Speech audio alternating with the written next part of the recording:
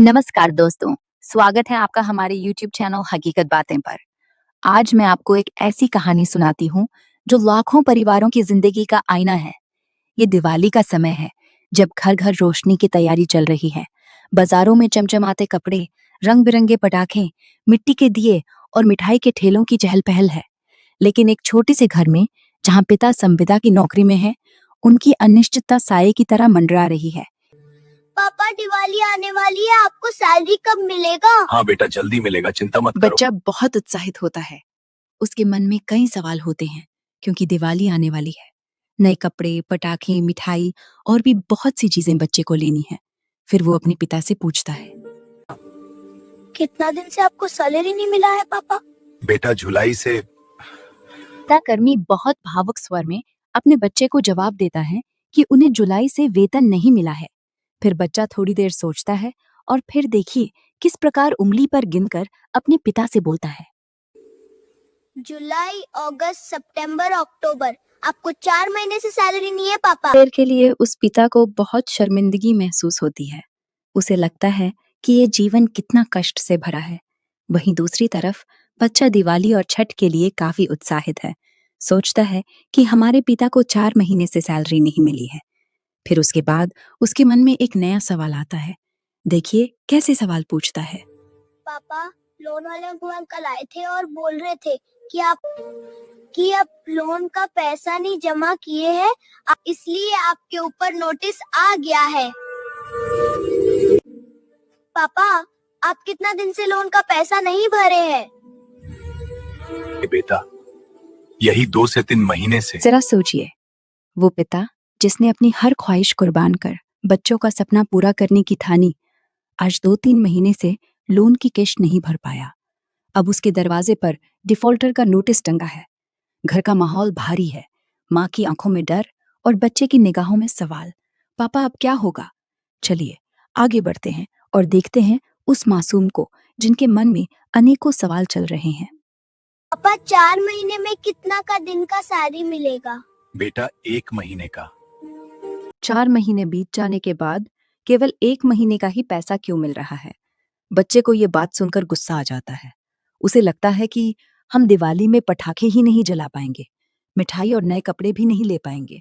अपने पिता से गुस्सा होकर पूछता है, पर 4 महीने काम करवाने के बाद 1 ही महीने का क्यों पैसा देते हैं?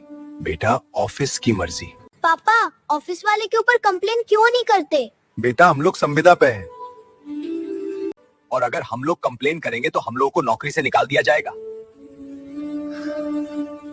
ये कितनी दुखद भरी बात है कि एक पिता अपने बेटे से कहता है, बेटा, हम लोग संविदा पर हैं।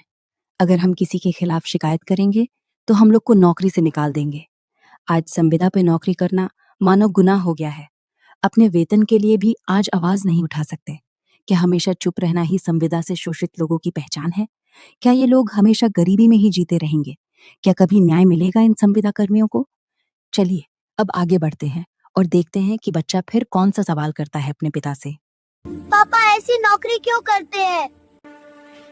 बेटा, बेरोजगारी है। बेरोजगारी। देखिए, बेरोजगारी एक ऐसी विपदा है जो इंसान को मजबूर कर देती है। क्या बेरोजगारी ही आम आदमी की किस्मत में लिखी है? क्या नौकरी के लिए हमेशा लाचार रहना पड़ेगा? बेरोजगारी ने कितने सपनों को कुचल दिया। क्या सरकार संविदा कर्मियों को नियमित करेगी? क्या युवा पीढ़ी कभी सम्मानजनक रोजगार पाएगी? बेरोजगारी क्यों बन गई है समाज का अभिशाप? क्या सरकार कभी इस दर्द को समझेगी? चलिए अब आगे बढ़ते हैं और देखते हैं कि बच्चा फिर कौन सा नया सवाल करता है अपने पिता से। पापा, ये संविदा का नौकरी क्या होता है? बेटा, संविदा का नौकरी मीन्स कॉन्ट्रैक्ट, यानी हम सरकारी काम कर सकते हैं, लेकिन सरकार हमें अपना कर्मी नहीं समझते।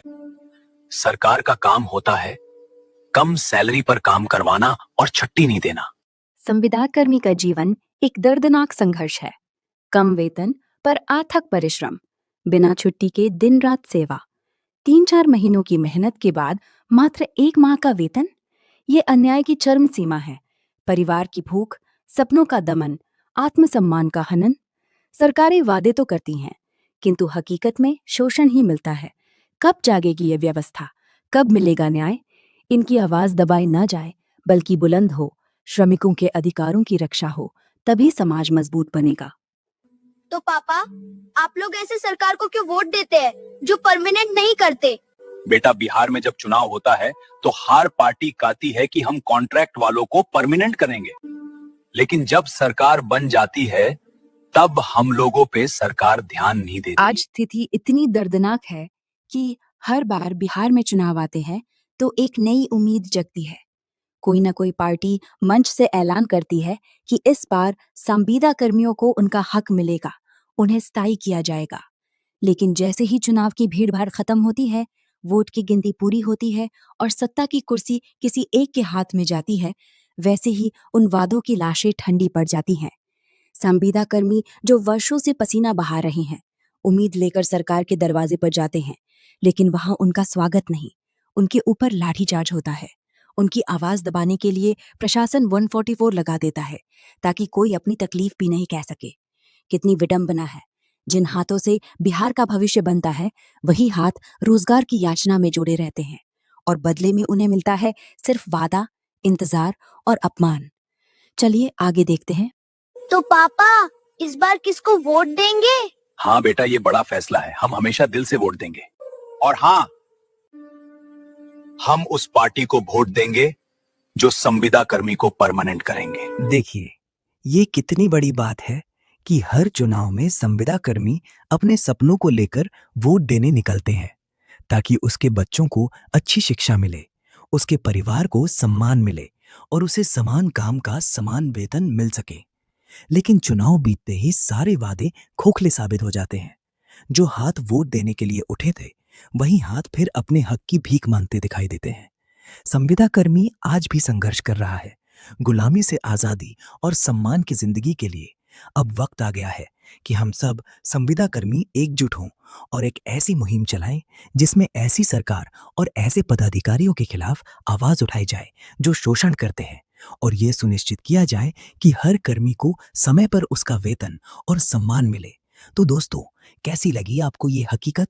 अब सवाल ये है, क्या हम फिर किसी जुमले पर भरोसा करेंगे या अब अपने हक की लड़ाई खुद लड़ेंगे? कमेंट में बताइए, आप कैसी सरकार चाहते हैं, जो संविदा कर्मी को सम्मान दे या सिर्फ वादे करे? इस वीडियो को ज्यादा से ज्यादा शेयर कीजिए ताकि ये आवाज हर उस संविदा कर्मी तक पहुंचे जो अब भी न्याय की उम्मीद लगाए बैठा है। और हाँ, हमारे चैनल हकीकत बातें को सब्सक्राइब जरूर करें, क्योंकि यहाँ बात होती है हक की, सच्चाई की और आपके संघर्ष की। फिर मिलेंगे एक नई सच्चाई के साथ। तब तक आवाज उठाते रहिए। जय हिंद, जय बिहार।